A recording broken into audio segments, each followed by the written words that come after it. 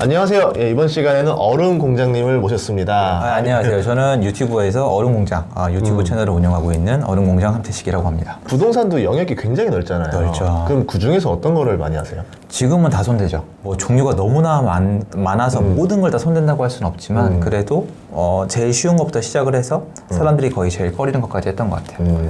그럼 과거에 부동산 투자는 주로 어떤 것들 위주로 해보셨었던 것 같아요? 맨 처음에 시작했던 건 분양권 투자였어요. 국제금융위기 올 때쯤 그때가 부동산이 예. 서울 거래량 2만 건 가까이 찍으면서 사람들이 부동산에 미쳐 날뛸 때였어요. 2006년, 7년, 8년. 그때 날렸죠. 그 당시에 분양권 투자를 했는데 예. 아시겠지만 그게 꼭지였죠. 그래서 4년 동안 물렸습니다. 다시 팔 수 있다는 희망이 생기고 예전에 내가 샀던 가격과 비스무리하게 마이너스지만 비스무리하게 팔 수 있다는 희망이 생기는 데까지 4년이 걸렸어요. 제가 주식을 그 전에 했었거든요. 주식을 처음 했는데 하필 벌었어요. 사기업 이제 다니고 있을 텐데 잠도 못 자고 일을 할 시기예요. 처음에 제 기억에 첫 3달 동안 월급이 100만 원이 안 됐었어요. 대기업인데. 근데 주식을 하니까 돈을 한번 벌어보니까 뭐야 이거. 돈 벌면 되네.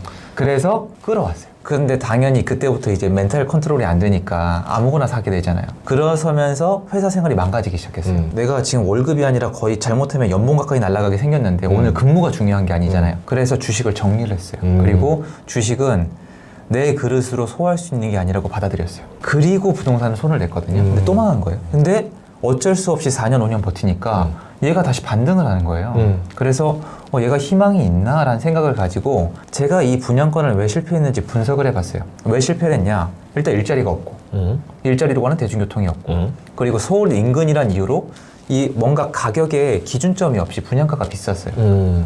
그래서 난 이제 분양권으로 망했으니까 분양권으로 이걸 복구를 해야겠다는 초보적인 보상 심리가 있었어요. 그래서 분양가가 싸고 일자리가 있고 교통호재가 있는 곳을 찾자 이런 식으로 전국을 주말마다 돌았어요. 그러다가 결국 제가 찾아낸 데가 세종시. 그냥 널린 게 미분양이었죠. 제가 처음 갔을 때 만난 애가 평당 560이었어요. 근데 갔는데 아파트는 없어. 그냥 흙에다가 덤프트럭이 진짜 한국에 덤프트럭이 이렇게 많았구나 싶을 정도로 계속 왔다 갔다 하는 거예요. 맞아요. 제가 갔던 데가 정부청사 쪽이었거든요. 더 심했어요.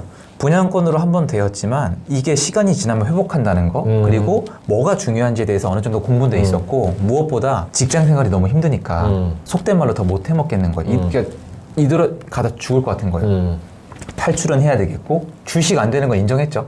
그 부동산도 했는데 부동산은 이게 없어지진 않는다는 걸 체험을 했잖아요. 그래가지고 거기 좀 분양권에 여러 개 투자했어요. 아직도 기억나는 게 사장님들이 자기 여기 왜 왔어?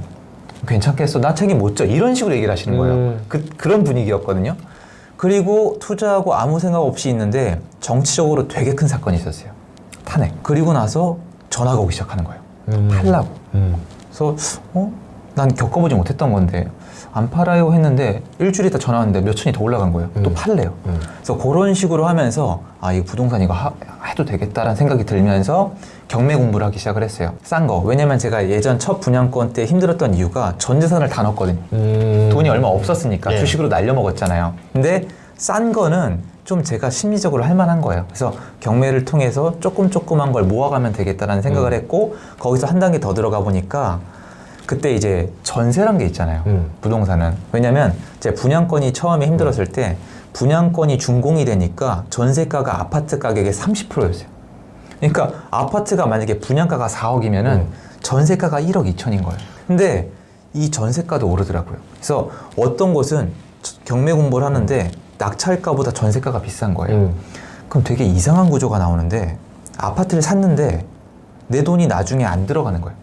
돈을 넣고 돈을 돌려받는 거예요. 그쵸. 낙찰을 받고 대출을 받아서 잔금을 치르고 워낙 싸게 받았잖아요. 전세를 놓으면 내 돈이 안 들어가는 거예요. 그럼 제가 공부했던 걸 그때 총집합해보니까 주변의 대부분 사람들이 투자할 건 많은데 투자할 돈이 없다 그랬거든요. 그러면 부동산은 내가 봤을 때 잘못돼도 버티면 그만이고 제 기준이에요. 전 이미 그렇게 그 당시에 절박했고 느꼈어요. 버티면 그만이고 계속 우상해 왔고 그리고 싼 거는 그렇게 망해도 타격이 크지가 않고 그리고 투자금이 안 떨어지면 계속 투자할 수 있다는 건데 뭔가 시스템이 갖춰지는 느낌인 거예요. 경매 공매를 통해서 조그만 걸 한두 채씩 해나가면은 쌓이겠구나. 그래서 그렇게 해나갔는데 운이 너무 좋게 상승장이 온 거예요. 아파트를 2, 3억짜리를 갖고 있는데 내 돈이 안 들어가 있는 거예요. 그런 식으로 쌓이면서 상승장이 오니까 자산 상승액이 너무 큰 거예요. 그러면서 아, 이 부동산 이거는 해야겠다. 그러면서 자연스럽게 경매 공매 하다가 이 특수물건이라고 그러잖아요. 특수물건 경매, 그리고 일반 매매, 급매, 상가, 토지, 돈이 모이니까 건물, 그러다가 이제 이것도 족이 안 차니까 주택 공급, 시행까지 오게 된 거예요. 요새 지금 부동산 좀 상황은 어떤가요? 최악이에요. 아, 그래요? 거래가 없어요. 기간마다 다르겠지만 저는 서울 거래량 평균을 그래도 6천 건은 얘기하고 싶거든요. 5천 건, 6천 건, 좀 많을 때는 10,000건, 진짜 많으면 15,000건에서 20,000건 사이까지 나왔던 게 한국 부동산 시장인데 요번 달에 제가 봤을 때 650건? 주변에 집을 팔고 싶은데 팔았다는 사람을 못 찾으실 거예요.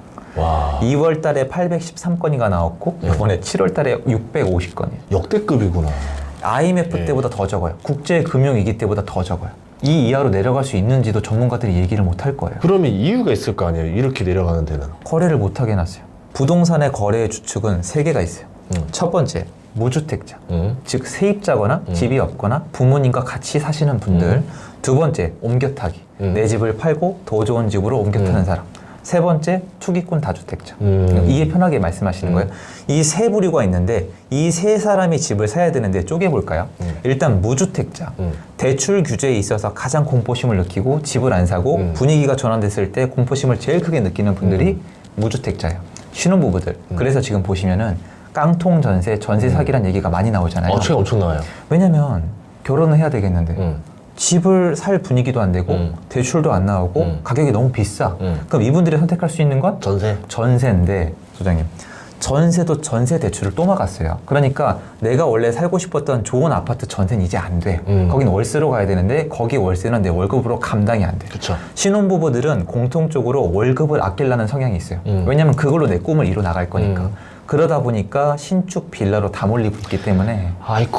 이게 전세 사기범 엄벌해야죠. 예. 그런데 구조도 한번 봐야 돼요. 사람들은 왜 다 알고도 매매가랑 전세가가 비슷한데 연립 다각으로 몰리고 있을까? 선택지가 거기밖에 없다는 거죠. 그렇죠. 그래서 아파트는 월세 시장으로 다 몰리고 있고 전월세 시장으로 다 몰리고 있는데 전세조차도 저가주택으로 다 몰리고 있어요. 무주택자들이 집을 안 산다는 거예요. 두 번째 문제가 있어요. 무주택자가 집을 안 사면 옮겨 타기가 안 되기 시작을 해요. 자, 엄연히 나누면 안 되겠지만 아파트 가격으로 강남까지 봤을 때 1단계부터 10단계까지 있다고 쳐요. 그럼 신규 진입이 돼야 1단계 팔고 2단계로 가죠. 근데 신규 진입이 없으니까 1단계에서 2단계가 안 되죠. 그러니까 2, 3, 3, 4, 4, 5가 안 되는 거예요. 그러다 보니까 어차피 대출 규제가 필요 없는 부자 자녀들이나 아니면 그냥 돈 많은 사람들이 최상위 계층 집은 그냥 사요. 근데 밑에 옮겨 타기 구간이 낀 곳은 거래가 없는 거예요. 그리고 마지막 다주택자 12.4%예요, 취득세. 거기서 끝이야. 다주택자는 통계를 내봤을 때 취득세와 거래 이 빈도가 제일 연관이 돼 있거든요. 12.4%면 일반 무주택자가 사면 취득세가 1.1%예요. 다주택자는 12.4%예요. 12배예요.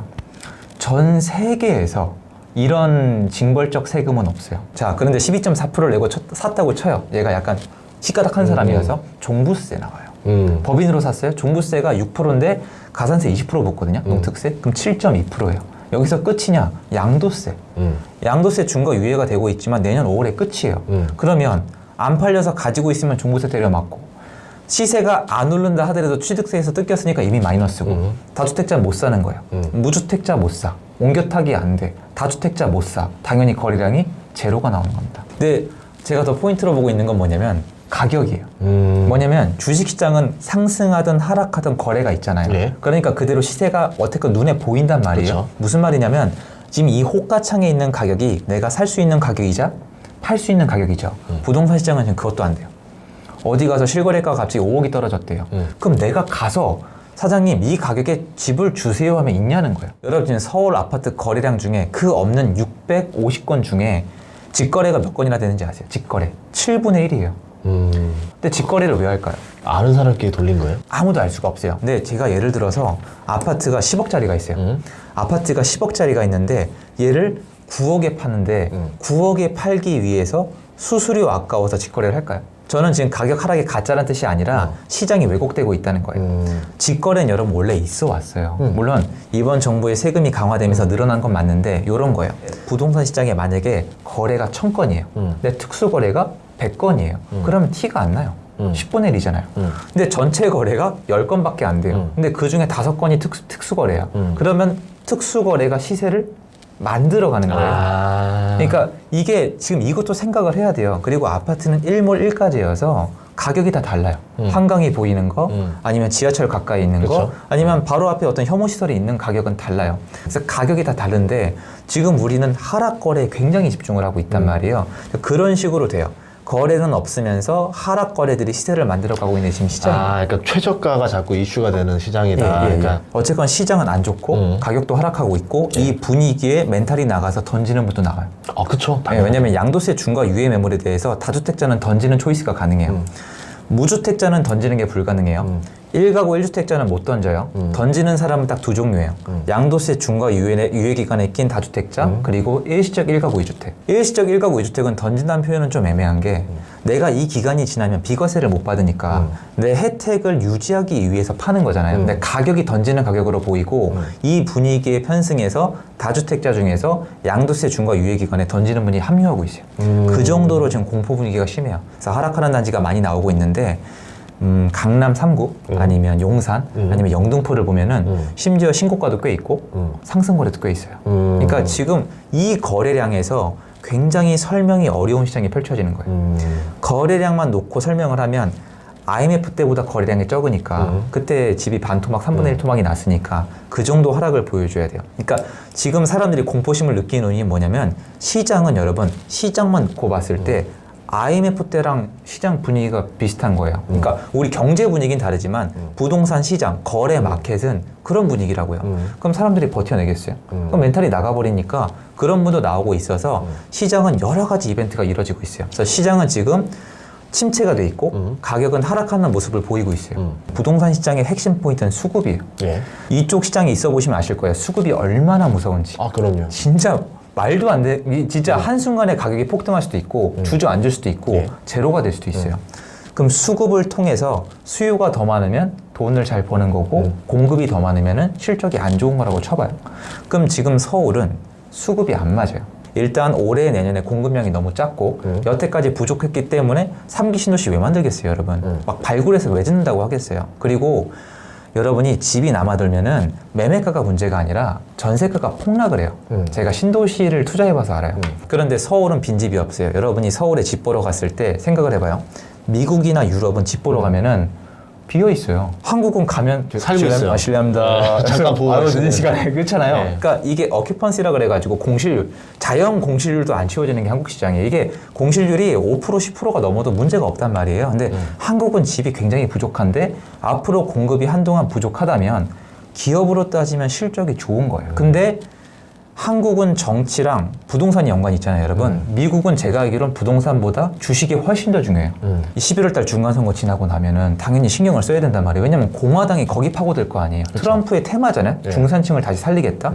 그러면 주식시장을 무시할 수가 없단 말이에요. 근데 한국은 이게 부동산 시장이에요. 근데 미국은 주식시장을 도와주는 개념이라면 한국은 규제해버리죠. 그러니까 이런 식으로 규제를 하다 보니까 지금 이상한 시장이 돼버린 거예요. 5년 동안 규제를 미친 듯이 했잖아요. 막 몇 번인지 기억도 안 나요. 이제 규제가 너무 많아가지고 지금 거래를 멈춰 세워놓은 거예요. 근데 이 상황인데 이 공포 분위기의 시장이 되게 안 좋아 보이고 침체되어져 있고 공포심을 길러줄 만한 거래가 이루어지고 있어요. 근데 기업은 실적이 좋아요. 그럼 이 상황에서 어떤 선택을 할지는 나한테 달린 거예요. 내가 지금 버틸 체력이 되는가? 내가 기다릴 시간이 되는가? 그러니까 이거죠. 수급이 안 맞는다. 이 기업이 진짜 실적이 좋다고 생각이 들면은 시장은 돌아올 테니까 기다리는 게 맞다고 생각을 하고 지금 단순화시켜보죠. 거래량이 650건이에요. 예. 근데 거래량이 늘어나면은 가격은 올라가는 게 일반적 상식이에요. 그렇죠. 650건에 더 줄일 수 있을까요?